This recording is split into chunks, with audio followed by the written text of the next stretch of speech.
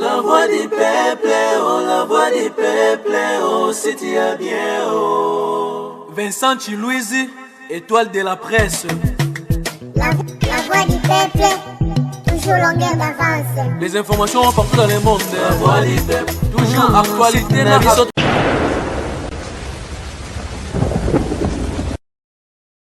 Boutalikas, monsieur le juge président. Oui, qui est basé aussi fort pour nous. Na sai suni. Mama bandanga na émission no awo yo agaro bagisa lo 32 émission. Te mais o tche muninga na o pesi muninga conseil à mabe. Maniken. Non, Pierrot. Yo dois encourager gars dans les mal, Na grand les mal ani. Mais non, o tche dans les mal muninga o pousser que batika ke lora boité. Vincent.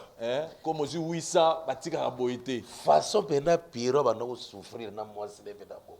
Bazo vana na palais wana pena na quartier mabe.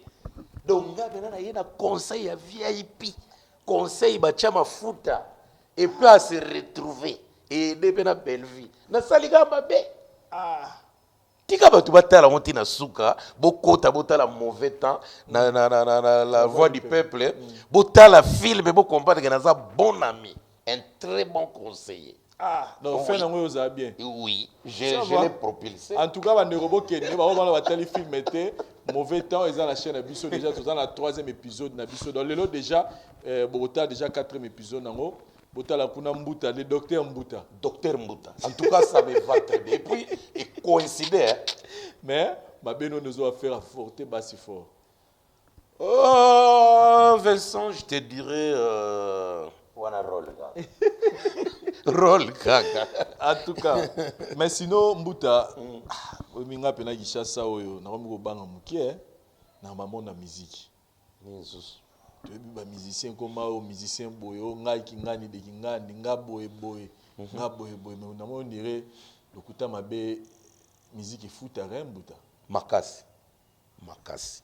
C'est musique et foot. Makasi. Musique ya kopa là. Oui. Na mo to luga neni na rosa là ba travailler nga fo nga pe yemba. Tika.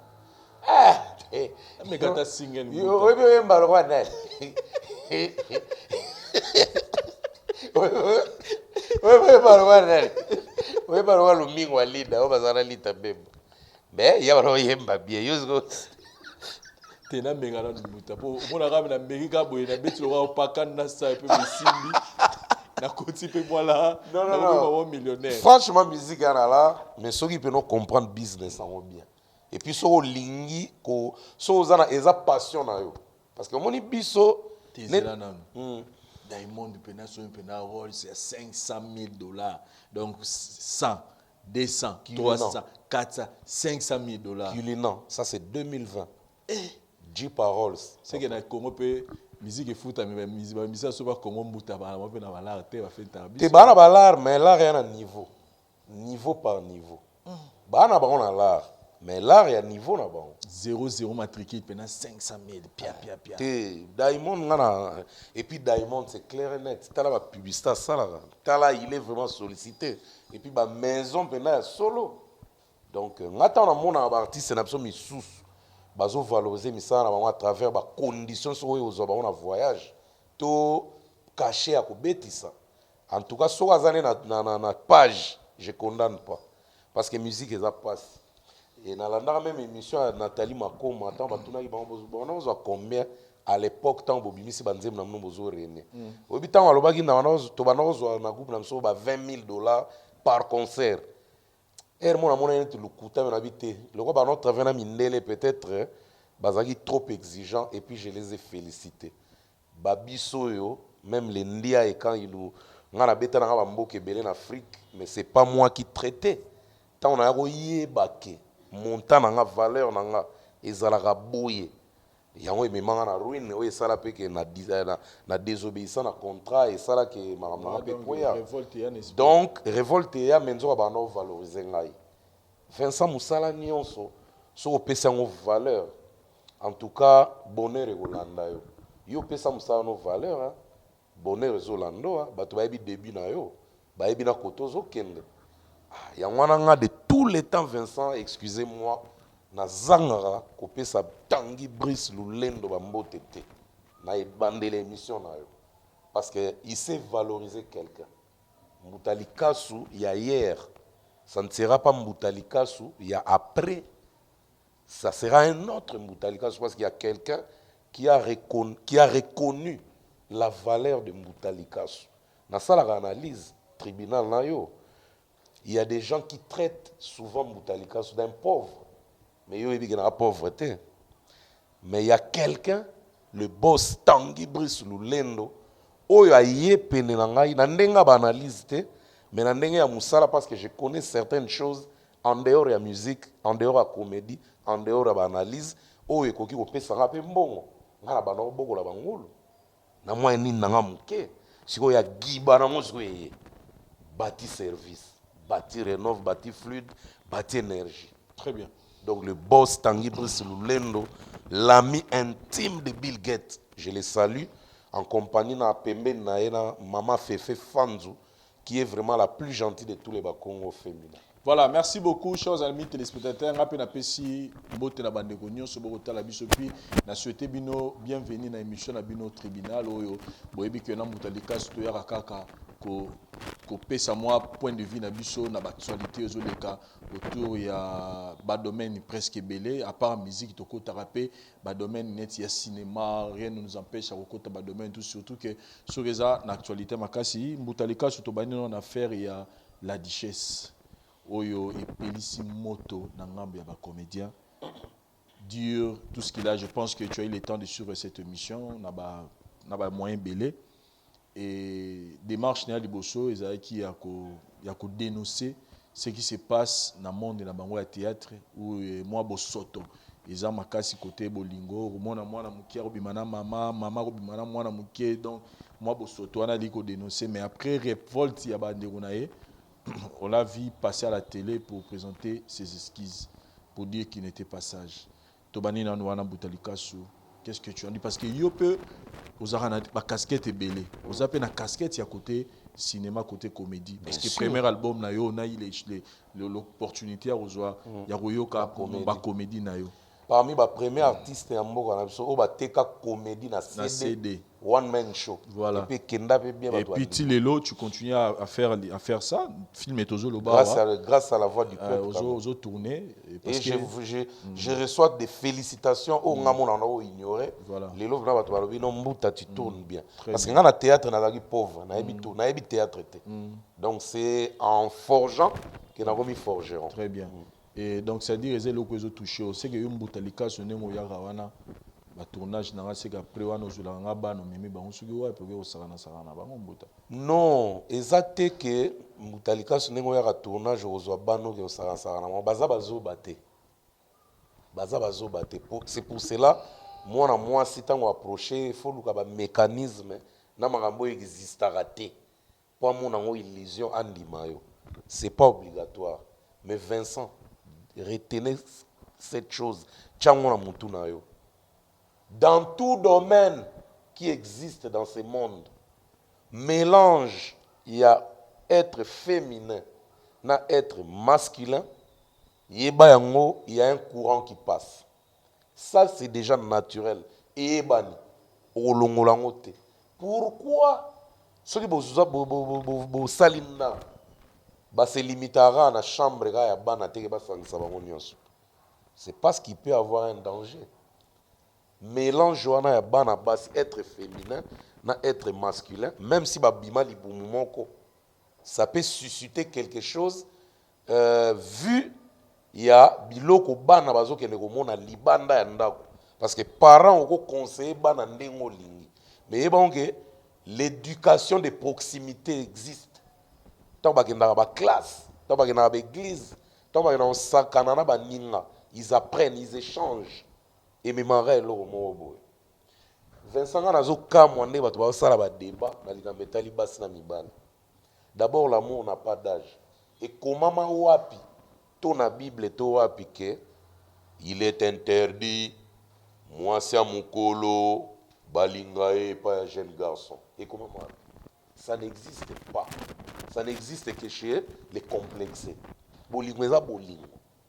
siko mwasi ekomi péché akola parce que mobali tomona yango tout le temps que basi oyo tozwaka baza bana mike na biso ça pèse pas ezosala mpe eloko te kaka mwasi nde amema ngambo ke soki age epusani mwana moko akolinga te donc soki azosala bapropriété aza propre aza kitoko aza na bacapacité na ye donc ekende perte est ce que bacapacité oyo mwasi asalaka wana mpo bandima ye ezalaka mpo na mikolo non même d'ailleurs kutu nga mpo na nga mwana mwasi soki akomi na age moko avancé plus jeune azolinga ye seke mwasi yango aza danger akosakana te.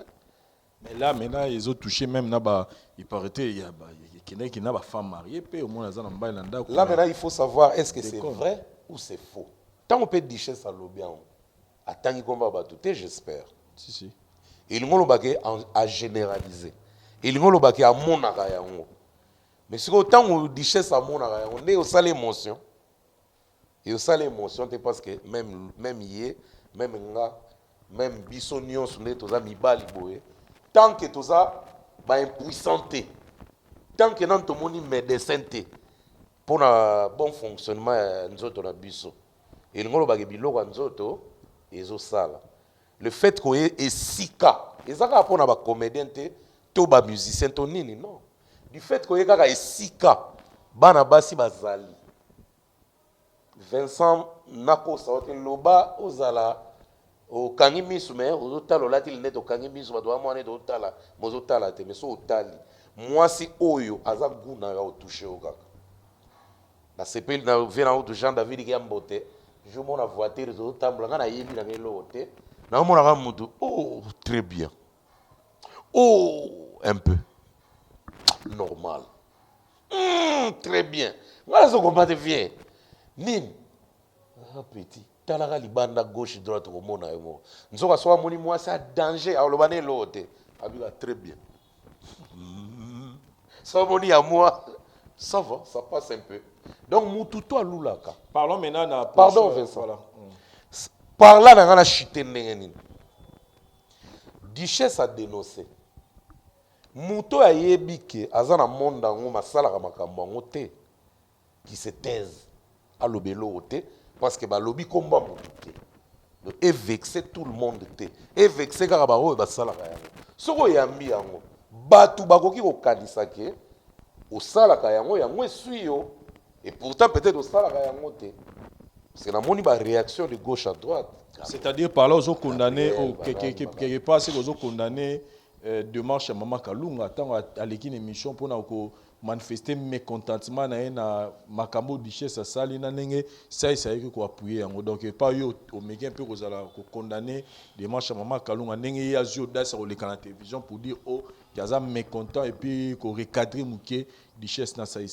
Maman Kalunga joli que je salue abimika martyr abimika lumumba ponga na yebi Kalunga azamta mobulu te na mema ba on a tourné 2 fois ye vide loin pakaloyi modero to kenda ba place ebele kutu 2 fois te to sala mama ebele na ba Mama Kalunga et misus to salango ba a plus de 10 ans donc azali na succès bazara ngo lelo te mususu to sala yango ba 5 ans ou 7 ans passé na yebi ndenge ba se comporta Kalunga na monde wana te ngana na mona Kalunga na chéri te bien que basala ngo bien que makambo ngo et simba ko sala ngo ya ko batama mais ça se voit kozana Kalunga yo moko comprendre déjà kazana ba genre na ya vivaka alinga kutu ba masekite ya lelandela yembo monde mais mambo wana domaine wana en tout cas ngana ko betele tolo en tout cas l'autre parce que na meka na procha bango trop to sala un peu ensemble trop en tout cas je suis vraiment contre au bato alo bagé et c'est que Kalunga sala ngo non Kalunga bimine ka martyr donc et ça les passi koyoka ba proposer bimana munoko ya mutuloko la duchesse au bazarane bien ba tourna trop ba sala ba mebele ba les cas vie ensemble trop ils ont eu à travailler dans le monde de Nzonzing durant beaucoup d'années mais agissement ya Mama Kalunga pezaki moi méchant muke surtout ba propos tenaki tant ba ibisaki que non ba tangi ba tunika question il y a duchesse aussi à Sila Kala. Non, tu ne peux pas dire ça à ton frère. Et oui. Mais suis était parce qu'il y a ça là en côté. Bah, oyo ba sala ka yango, peut-être baya se défendre pour balakisa bato ke non bolingo eza bolingo ozokota vie na biso pourquoi parce que epekisami kolingana te kolingana eza mpona motu tu. Mais le danger c'est que peut-être ça la bande rebelle to yebi bazan dans monde de théâtre lelo tous à la sincère bande ko mingi ba na YouTube qui se soit ba chroniqueur qui se soit ba théâtre en tout cas sur 100% 97% bazan na basi na poto mibali na poto tous à la sincère eza mabeta te nazo kende sikoyo lelo kotala bandeko mingi oyo baza na ba relation na bango libanda tango ndeko moko azaka na bango na boîte moko azaka na bango ayibi monde on ezaka ayi koleka na télévision pour na ko tenir ba propos oyo richesse atenaki quelque part ezape ko bebisela pe baninga ba relation parce que moi si musupe na potara oloba déjà obike bolunga musique to na ba dotiji d'état yemba c'est-à-dire déjà ba doto azaka nango mais ba propos ya richesse ekoki ko accentuer ba doto peut-être ko peut ko bebisa ba relation mususu yango peut-être bandeko mususu babike mama Kalunga a joué les devants pour nous défendre pe bandeko mususu peut-être oyo makambo mo ko beba pour démarche on eza mabe te mama Kalunga sali bien asali bien parce que azana motema bo mama et sali passe qui ko bebisela bato ebele makambo pona ye mo ko bebisela makambo te po yazane marié te même moi j'ai appris que mba na silika ki hein. Bon, mobile ne peut-être à cause silika na gisement na yemo Kalunga et non à cause silika na ba parole à richesse parce que à lobby malobi pour na batunion sauter à lobby pour na ba mais quand il était mais je pense que ba relation nion so ya ba na poto la plupart ningani moi muke oui mais bato bazala na poto ba yebi déjà que mibal na bango bazo rapper basi wana yeba non mbuta pardon ko tamara te na lobby te que na trahir moto to na non jamais ngana lo basko naturellement ndenge le kaka bon to ke ekuta na bato poto te Vincent na parler ben na mère ayebi te que yo au déranger ba bomo te ayebi na ye mais tu te défends ngai ani ayebi ke na déranger basi na ko wanga te mais je me défends auprès d'elle déjà le fait que na sala ngo ya ko bata mana wa respecter oui bide déjà le fait que oui bide différence c'est ça pardon excusez et la ngamen toi na ta dans un coin moko boye côté ba chauffage ezali na lobby boye Vincent le fait déjà que na bata ma pona sala acte ndengwana ça veut dire que je respecte Annie je respecte ma femme à la maison donc elingo lo bateke ba o bazana na basi na poto biloko wane ko kabola bango c'est faux basi na bango déjà naturellement par là ba yebike mibali na biso balingaka pe balingaka bango à eux déjà à eux maintenant mibali ba yeba ko se défendre dû à makambo richesse alobaki ça ne veut pas dire que soki bango ba ko silikeza rapport à richesse attention basilikaka tout le temps na makambo ebele bayoka na ba réseaux sociaux na ba rapport à baninga na makambo ebele ezalaka nango déjà c'est ça l'ambiance dans un couple voilà Mbutalika sou après ba propos ya mama Kalunga biso sur l'année pas ya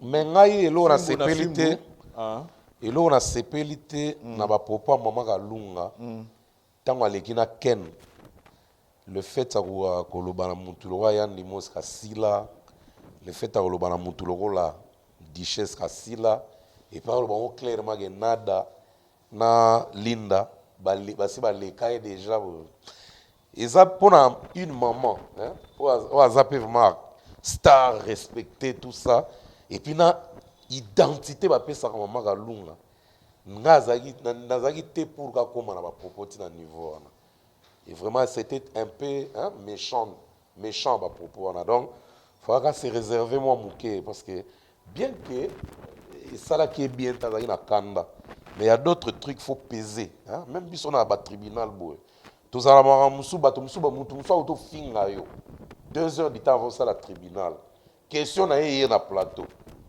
na ko papula pe ko na yebo finga bien nga pour na teka baloba na cd tekama de ngolo ba sona na massacrer mutu et ça va tout plaisir net na zo musée galerie mais na ko sala ngote pour na respect na considération à Brice Tanguy Lendo ne ba la bisobo c'est des messieurs c'est des responsables de les appeler ba bilo il faut ko pesaka tant aux en plateau hein bien que Duchesse ba monaka on est à déconner mais joli pour faire la paix ça là qui moi bien té voilà après on a tout monde en Zolo na Célio Scrum basali vidéo moko eza na internet sikoyo na olinga lisino to osona théâtre siko ans yo zora na toi yo zora kalunga mais yo be fumo respecter ba mais kalunga aussi ba te pour manque de beauté en plus mal bouche kalunga oh bongo longini na Hollande zana yo frère kalunga mais ana nzata bien oyo na na oyo na na nzota ngo bala batu boy batu otala nzoto telo ezalaka excellent aleki moi c'est le mabe boy na nzoto boy na ngai na bona ba la bo poser la bio. Voilà, Boutalikasu. Juste ça.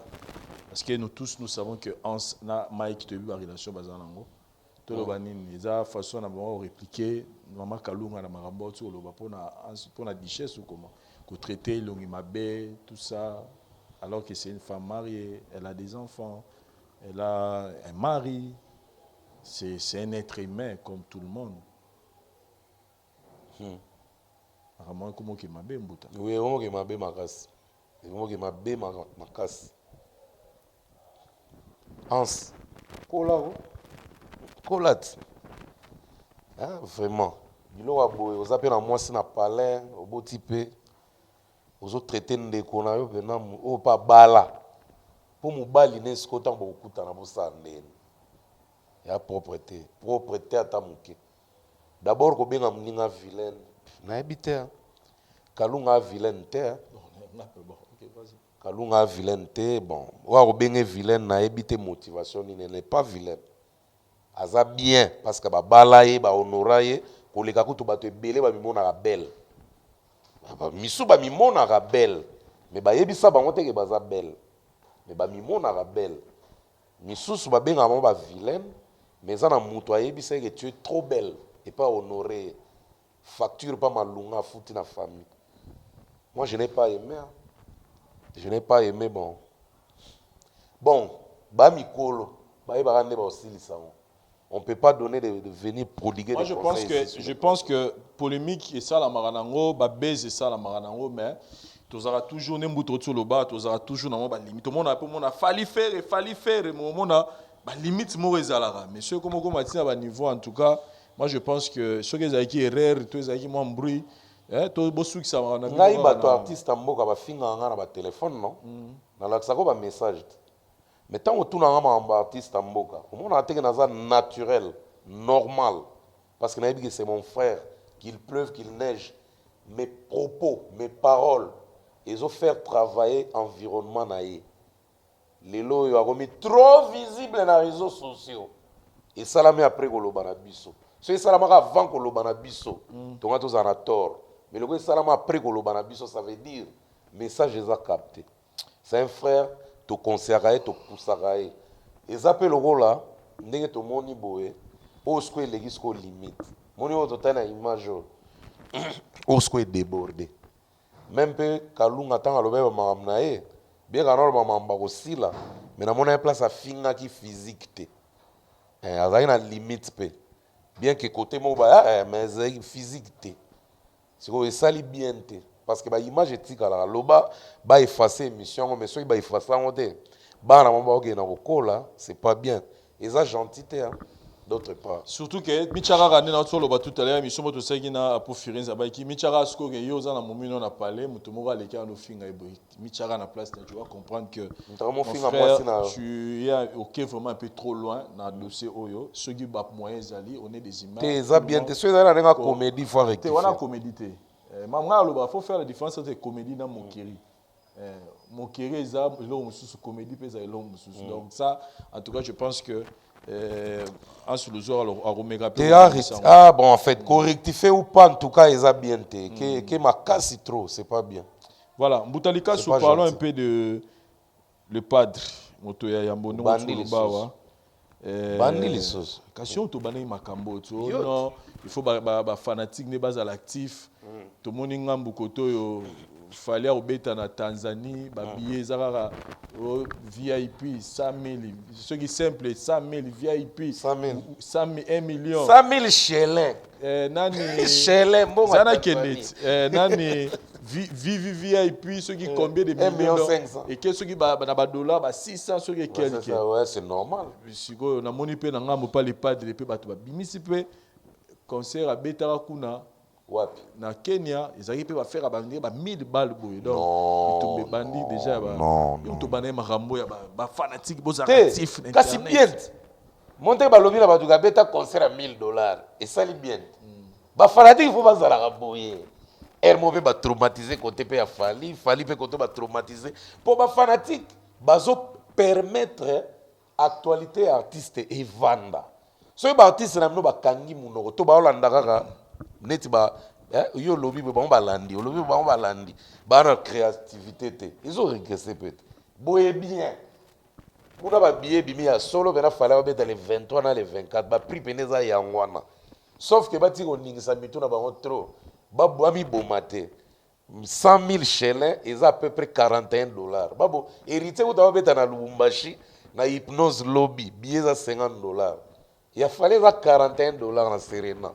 C'est 100 000 shillings, c'est 100 000 shillings. Donc 1 million, c'est 1 million ça va $416. Ça c'est VIP. VIP 600 et quelques dollars. OK. Babo manzo toté c'est normal. Ba prix fallait bêta na ya ngwana. Sauf que na Tanzanie, diminué à moins 41, mais au lieu de 50 ou 100. Ils ont motivation. Ils ont Serena, mais na kosa ote. Bato ba 50, ya ba 41 wana. Baza na chance mingi ta okota ba Serena wana. Parce qu'en avance, bateka déjà ba billet VIP, na ba banque, na ba institution, ba établissement belé à l'État, ba biloko belé à l'État. Tanzanie ba na culture wana. Au moins peut-être ndeto beta li solo boy. Peut-être si tu commences avant de même le 20, au moins on a billet tout. Il y a VIP, na ya VIP moi c'est vidagi na mo. Parce que bateau ba ya rapona 100 000 shele ba ya mingi na porte. Oya okuta pena ko so zupe chance oya okuta na place pesate. Donc ils ont biloko déjà ba message. Ils ont pega falité. Le 3 septembre, Bilabel pa obeta na Serena. Ils ont pega ba même ba montant. OK. Et bah ebi skonde ba teke la ba tika on ba teka on mingi na ba compagnie na ba banque na ba institution belé à l'état de e bangi sa ba tout ezalande na succès ba be ngayo kuna ba chelo montant na ba to ba ya voilà siko ozolo ba ya artiste mboka ezalaka $50 ngana ebi concert on da betango Gilles Ntsana 5000 shillings c'est $50 5000 shillings à Kenya pour shillings à Kenya ezala moi likolo shillings à Tanzanie ils ont moi. Chez les Ouganda, ils ont appelé dans ces makazi. 5000 shillings, c'est $50. Très bien. Mais ça lit bien que les artistes, les fanatiques artistes Mboka, va traumatiser pe ba warrior moi mukeke. Que ba yo. Mutu so to mettre na $1000. Mutu mo atineli concert mo email ya na casino. Na ete so bi ozo gen forme total concert pour me dire que voilà, bino na tribunal bozolo ba que les padres mutarobeta mutaliboso mais il y a déjà beta na salle wana biso to lobaki teke aza mutaliboso beta na casino biso to lobaki ke na conférence de presse na ye alobaki ke aza premier artiste congolais or beta na casino ngana mo alobi vrai parce que ba concert o emeli beta na casino eza ba concert à type festival et mon eza blo moneti ba client à casino ba habituellement minele ba kuna mingi ba betaka ba jeu ba nini ba artiste ba défilaka donc bango bazo ende ba contrat ya bongo mais oyo ya artiste mboka eza bena overlook eza maison de production ils ont betsa peka wera na Zénith bango nde ba louer pe donc ba louer pe na casino ba tena droit d'entrée.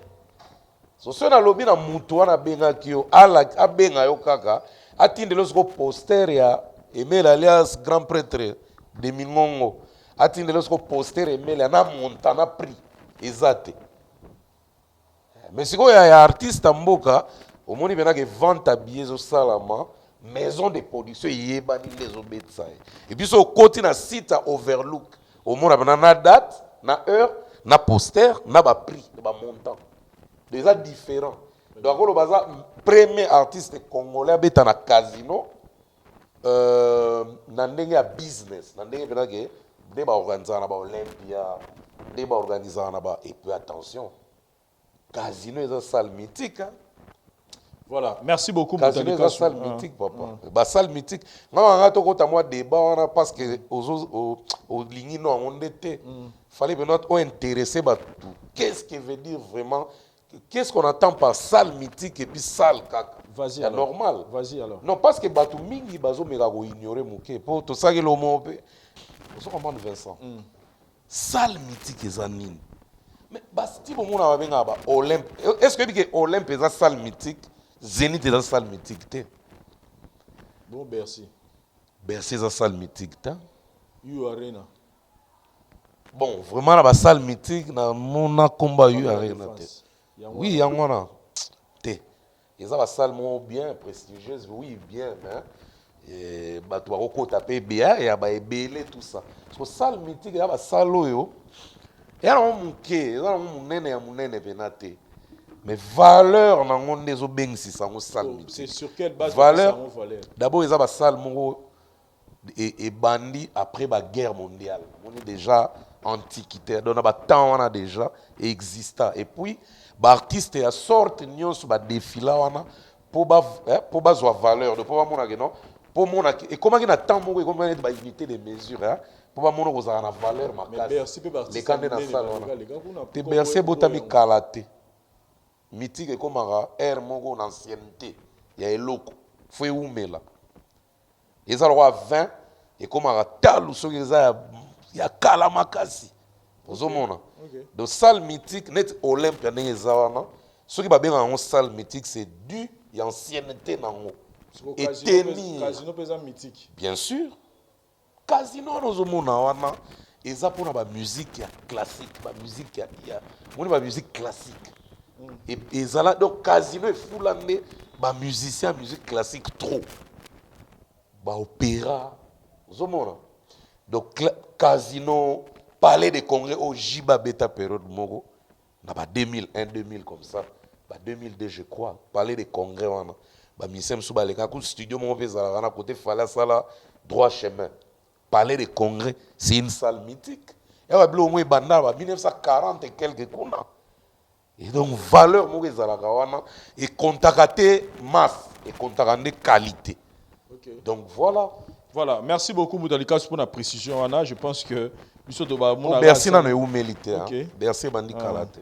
Et parlons un peu de comme on est toujours dans le dossier il y a musique token il se murmure qu'il y a une collaboration ils ont se préparé entre Fally Ipupa na Héritier Watanabe.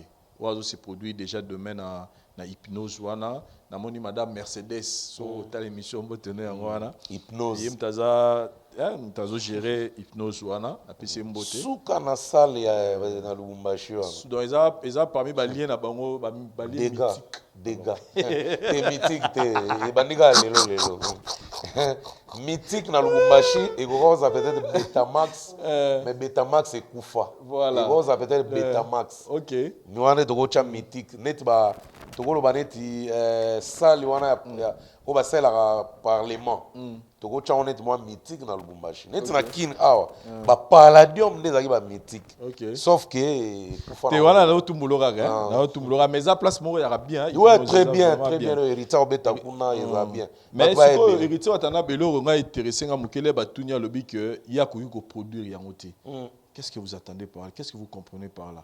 Bon, quand on a landaki débat ya héritier na Fifi na banda ko mona na sentir on dirait héritier na kima débat kolobaki ya ko produire yango te ça déjà bon le fait que bana déjà ko beta on est moins tsangi so ba tunyo mona siwa na ebisio donc ndiye ba bomba ngo attention hein pour héritier selon bimanga période du moro boy après papa au bosani que Fally batuna na TV on se rappelle to lobango même to ka moi même mo bosani Fally les gars na émission mo batuna featuring nini et ko sepelisa yo o so sala de ba featuring nini ko sepelisa yo aloba héritier au bosani to vanda même na tribunal là on l'a qui Fally te lobi batune lelo bosani kala mingi te alors même non hérité nanga na kamona bi ta fali akoloba ta roga te na ndenge abraza kasi ata featuring na muda braza roga na pesi mbote roga bokoko mikolo challenge eza moko atie maintenant 1 million de francs CFA na groupe de danse oyo ekobina bokoko bien challenge donc bo postule bo gagner 1 million wana donc nga nakanisaka neti akoloba ta roga malobi maintenant hérité watanabe tomonaki yango kaka boye mais ntango naye omona émission ya hérité na fifisiwa naye kobenda mwa film na bi neni fala koloba eloko ya boye neni mpe hérité lelo baye koatake eloko ya boye ma eninga na bapamba te mpo na nga soki eza vrai soki eza mpenza ke kosalama je souhaite esalama parce que hérité aza na talent fale aza yo yebi nga na ovandaka côté wana tosi lobela mais poni hérité abi ya produire yango te peut-être pas aza na label te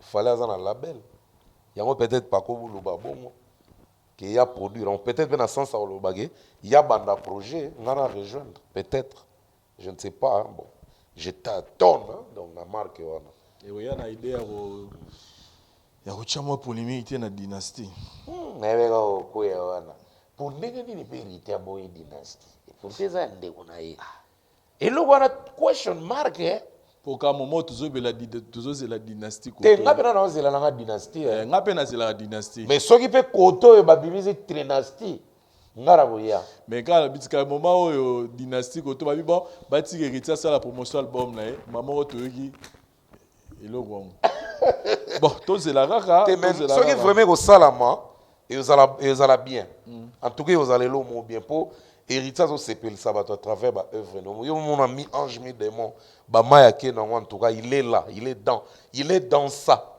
il est vraiment dans ça. Très bien. Donc ekobeta à côté te. Très bien. Parlons un peu de Fally Ipupa aussi par rapport à Bianca historique. Bianca Costa. Moi c'est un Historia. Déjà 505 000 vies, n'est-ce pas, c'est une semaine. Fally bravo.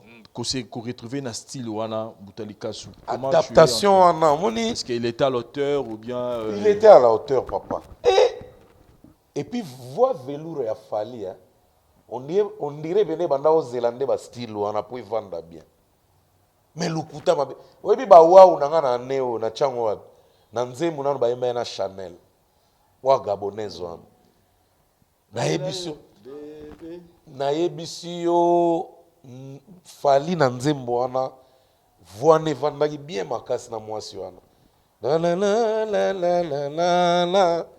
Ngana lubaka eli tutu point la la la la la la la la nzembo kitoko yo wazi ko Fally la la la la la siko tala siko na Bianca Costa na historia o senti que ba velours ne wana zo balader wana pedon na biso elengi ezoyaki elengi du jour au jour. Félicitations à fit la collaboration et ça li bien. Ce qui peut a développer côté latino wana que a mon sala suna ba latino ba très très célèbre et au sala so bien. Et puis Bianca sepeli parce que ba warrior ba yo temet. Ba warrior ba laxi na Bianca que biso to yaka lokwa ba nzoi et puis to matise be moto.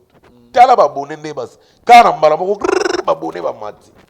Tala clip nedo asepeli abi en tout cas Fally penaza na ba fanatique o ba yebi ko pousser mutu ba yebi ko matsa mutu vraiment to sepela pe et continuer na ngambo ya ba musicien ya kati ya victime ezalaka bongo lokwa ba Eloïsa bazawa na kati donc et osala bien tout monde a bongo même Butalikasu mais ba Eloïsa ezo décoller maintenant terre c'est ça bato ba victime bazaza na jusque là mutu na décoller à solo azate de lora est victime makaso nga na mone bete zaka basanga na ba moto wana Léopard na yemo coach benga zalaki wa Zidane donc c'est normal mais il y a bango moko pena omoni label il y a un grand et moi ça la rappelle bien et bien ça peut ba grand so ba musicien o bazoya na label wana nazo yebate ezanini o ezo sala ke ba pedalaka nazo yebate parce que tous à sincère décollage peneza na nte za et pas artiste mboka label na e et sali reboa lelo reboa za Rihanna ya musique congolaise abimeli kuna mbuto komi noko na scène okomi noko Côté mon noko, côté mon papa kulutu. Nandeni. Rebo na zemit. Rebo azaleki. Ne to moni na réseaux sociaux. Bon rebo leki na mwana. Ah donc c'est ma fille. Oh comme Coco. Oui. Nanu te même. Ça viendra avec le temps. Nani papa. Bango balingi pe omoni bango. Nani papa. Mais inos basala ki publication mo kala mingi ta. Batune yebo yo bolingo na rebo za ndeni. A répondre ni dete ya papa na mama. C'est que basala ki papa na mama. Et puis tant on fait image mo bima ga na car na rouge wala. Rebo zo ba fleur boy. Inos azo benge mama fololo. Ye pa yebe na mwana wa yebi ko linge. Oui bazo pesa biso posa to zo ga barabike. Rebo zo sini. Aye bena na fleur. Kamata, prends pour toi. Yoga mama fololo. Lui que inos zo za bandara ye. Sikotolo bageza ya inos. Soki déclaration na ye ya papa na mama. Ezaki na ezana sens ya birthday. C'est que zemi on appelle ça ya birthday, ça solo. C'est que toi qui libala kalaté faut bon sa veste alors. Etant qui Coco. ko wala ta veste. Tonoko. Je n'ai rien dit. Et ça, tu as besoin de la mauvaise. Non, biso beto baiser gars. Tu as besoin d'avoir le putain, rien n'est confirmé donc Pour pas ma casse na réseaux sociaux. On ne confirme rien que Azala Zemo pas, tu es peut-être tu es peut solo donc tu es mais bara wara ba yebi ko love. Donc en tout cas, on n'a rien dit hein. Faut leur dire qu'on n'a rien dit. Oui, les rebona inos bako la leçon d'auto mabe. En tout cas, Mbuta mais pour la générique animation na moni de suko moi résistance muke bah les gens disent que on ne retrouve plus Fally créatif na ba clip na surtout de ça na Kinshasa A et surtout na ngamu na ba bi net clip et puis ba générique na ye ba bi on ne sent plus ba clip na ezo pesa sur l'engité surtout na ba générique par exemple l'animation ba derumsu ba bi on dirait et on les canons on ne sent plus vraiment Fally ne nous fait plus rêver na ba clip né à générique. Qu'est-ce que vous en dites Moutalikash? Wana na joué bon na vraiment autant à commentaire na ngambo ba ba neti nini yemo na mona les gars be Fally les gars na émission mon les gars loba ke batumi ya kama batu bingi mona akangana na photo professionnelle de na vie mais niveau zo juger clip. Mais pendant juger le rosa ezara até que faut pour ça là c'est ça bon sur le rosa beneti clip na sali à sala ya likolo est-ce qu'il faut dans la moto sala clip faut y bageza clip à danger te wana cher to clip à sali na frère na biso M Pokora Mat Pokora na benga M Pokora Mat Pokora est-ce que clip wana faut dans la moto faut dans la moto sala clip pour y bageza clip à danger non so le rosa bien bien lukuta mabenga na sepel nango o ba sepel nango te baza libre lukuta mabe nga sepel nango sauf que na danse en tout cas lukuta mabe na danse chorégraphie ça trop simple on a évité ce que ça là pour étranger ba s'adapter mbala mo na danse et cause appelle à moi raison moko wana to peut-être il a fait exprès fallait bien makaso ebit un grand danseur Nathan Pepe Mbene on a ko saganate yo mo moni ko to ba ke malembe mais Nathan azo beaucoup ta danse donc peut-être directive est que non to lembisa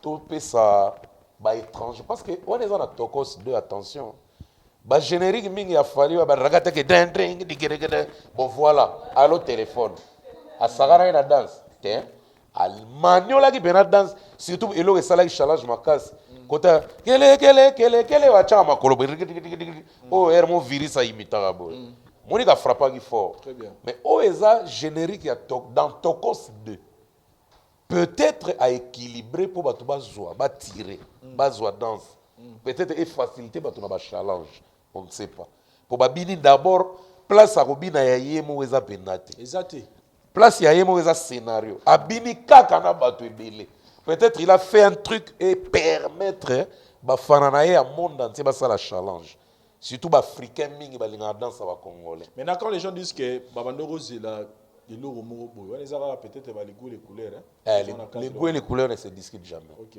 Ba zela va continuer au zela bisa Fally mzoe oleka ba o mata débat mususu na moni en internet. Liz leader Miss Diaspora na pesi mbota. Débat mususu na moni internet abache balobi Gaz Mawete na YouTube na depuis abandati lelo. Azara na 25 millions. Oui, c'est vrai. Mais ils ont subi clip mort ya pamba otso bimisa awa ya suka awa ils ont 27 millions. Inos des jours au China Gaz na YouTube parce que Inos ça le troisième na Congo ba ministère congolais ou a plus suivi, plus vu na YouTube. Déjà comparé na Gaz, je suis désolé. Déjà comparaison on a ba doit tika na bango parce que Inos ça a compté parmi les 3 meilleurs artistes les plus vus na YouTube.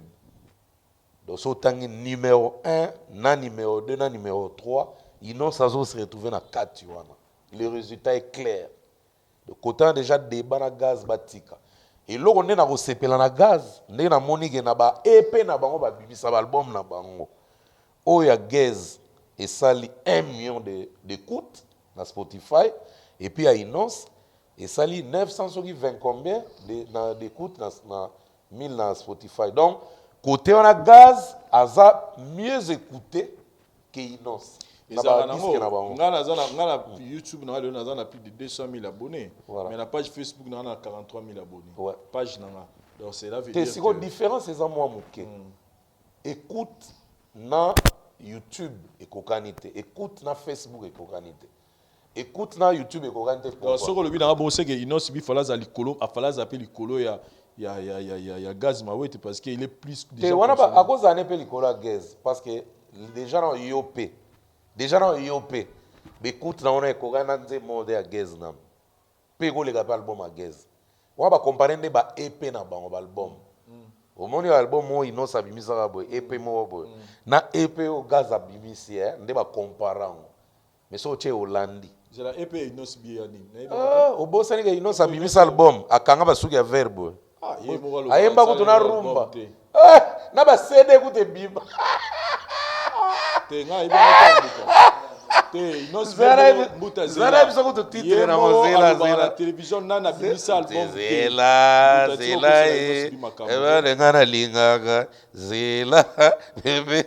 Ponga na bien bisara ba single ba banda bisara ba single. Boba lingana lingaga. Bimisa ngona cadre ba single. Te rumba te eza pena ba EP ba album penda. Ya Gaz eza ntsunga. Ya Gaz eza ntsunga. Ya Inos ayemba kutuna ba rumba. Te tengela ba titre kasi. Te zela ba comparer ka ba EP. Na monika comparaison ba EP. Oui, abimisa ngana ebi. En tout cas, abimisa. Il faut honorer voir nan ponga la landa yemo. Landa pena te zela. Alors binano asala album te. Et puis alors route peut-être la critique à raï trop comme ça ba single tout ça. Vincent. Ah na ba album te na ba EP. Omoni Fabregas single te. Omoni Fabregas ta wasala ka ya mado. Ezaki EP. Ebi. Kasit. Na ebi lo na lo. Gaz abimisi EP mo kalata wa ntsunga. Mais Inos bi en tout cas. Inos abimisa EP. Comment on est? Oui, eza na titre na ngo pena. Combien de titres ina kati? Aba 5 ayemba kutu rumba moko boye. Oyebi rumba moko boye ayemba boye. Abora faire na kati. Abwaka artiste mboka. Mais yango na musique album te? Te! Apero donc na sengini musique album. Te, zala no à l'aise. Ana tribunal monsieur zala combien de jours? Yebsanga. Des 3 jours hein. Des 3 jours hein. Et zala à l'aise au mona bena yango. Ça va. Au mona bena yango. Mais en tout cas na yebi. Te au mona bena yango na poster na ba titre na sima. Abimisa. Irene ndete Si on dit après EP wana. Après EP wana. Bon voilà, on est dans EP wana. On dirait ozobeta mabe ben, on dirait za na kati. Ozobeta mabe. Eza na kati kuna. Et puis so moni poster nango. Akanga basuki ya maboko ya vert. Bacha teinture à vert. Nous terminons cette émission Boutalikas avec mauvaise nouvelle aujourd'hui. Il y a disparition, il y a un grand acteur, Yambo Kanabicho, Tatoka Diombo, qui nous a émerveillés, qui aujourd'hui, si nous connaissons Fiston Saï Saï, si nous connaissons aujourd'hui Pakaloé, Ginola et les autres, nous avons dans la poto V12, et Zananzela et Papa Kadiombo. Un mot pour lui, Boutalikas. Bon, un mot, moi je le connais depuis l'an 2000 à Lubumbashi. Non, 99 à Lubumbashi. Azagi maître, Azagi professeur, maître je crois, ou professeur, dans Lubumbashi. Dans l'école mon NNP. azalaki pe professeur à langue je crois asalama mebele amukolo camarade na biso te. Il est né en 58 amna mukolo aba age mona ba mama Shako bavenga lufara koza mama mukolo ne légèrement babena mikolo kadi umbasalama mebele. Bon, paix à son âme. Na pena na commentaire bela au chat eza nzela ya biso nyonso. Nzambe asala yango obligatoire omata okita olakisa ba VIP soka ndenge nini olata pembe leki dose. Yeba oke bakotando fixe ba mami yo de coton na zolo. Et pas bateau basala na morgue wana. Wana nzela na biso to lingo lingate. Donc il y a précédé Bissora rappel à son âme. Hein, voilà. Merci beaucoup, Moutalikassou. Ouais, nous sommes là, arrivés à la fin de l'émission. Clarisse Tangamouyembi, en tout cas, soyez la bienvenue à Kin. Bientôt, tu es là. Donc, Motema Guilen Antebe, Maman Evers Bell. Tous pépélés en bétolo, Motema Maman Emilie Nzemba. Venanga tous pépélés en bétolo. Prêtre, en tout cas, merci à toi. Rivenkono, le King de Kiman Koutanaebi, qui est lobby samedi déjà, donc le 17.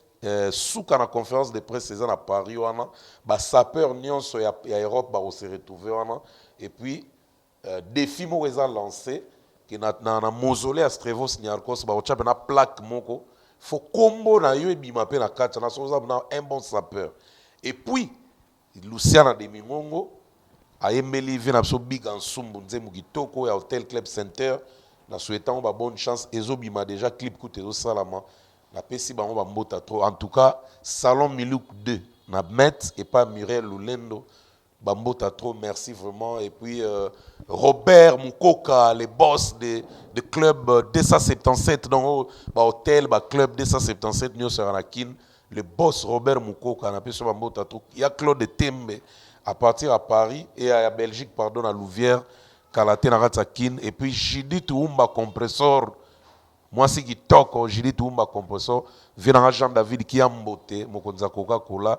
Vous avez un séjour en Angola, les lots à Paris. En tout cas, bon boulot. Et puis pour conclure, les boss Tanguy Bruce Lulendo, l'ami intime de Bill Gates. Donc, bâti service, groupe LTB, bâti service, bâti rénov, bâti fluide, bâti énergie, puis location à Mitouka. Merci à toi, Vincent. Merci beaucoup, Moutalikassou. On a plus de 200 000 personnes au bazar toujours connectées. S'intéressent à notre programme sur la voix du peuple. Pourquoi pas arriver à 300 000 abonnés. Merci à Dari Diwanté, sa parole de sa caméraman assuré. Et merci à tout vos 8 ans au Talabiso. Tout le monde a dit bon prochainement. Bye.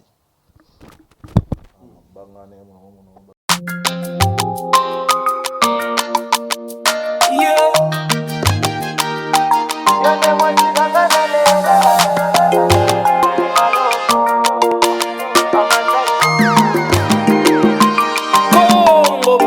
Girl, I know you are everything I want. Girl, I know you are everything I need. You are my love. I want you by my side. Tell me if you ready. Your name was Sinangana Leila. You are my love. I want you by my side. Yo, tell me if you ready. Your name was Sinangana Pona. Bonita, I promise I did it. I check we finally getting married today. Certainly you gon' treat me good. You gon' love me till the end of a time. Today's the day we been ready for. Today I've been working for. Keeping it real, we been doing good, girl. You were my girl. Girl, I know you are everything I want. Girl, I know you are everything I need. You are my love. I want you by my side. Tell me if you ready. Your name was Sinangana Leila. You are my love. I want you by my side. Tell me if you ready. Your name was Sinangana Pona. I'm the one you need. Surely I got you all the time. Doing freaky things for the rest of our lives. You name my baby, you. Motema gaga yo, mabanzo gaga yo. Your name was Sinangana.